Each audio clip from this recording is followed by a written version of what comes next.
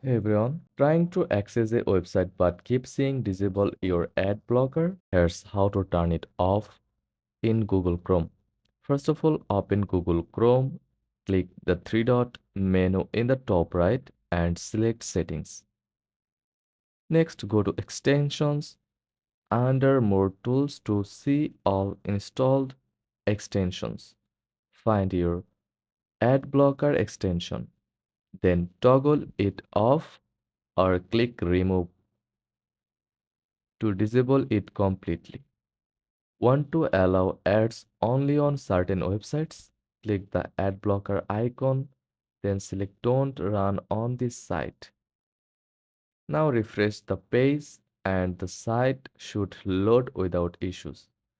That's it. If this guide was helpful, don't forget to like and subscribe for more quick tutorials. Thanks for watching.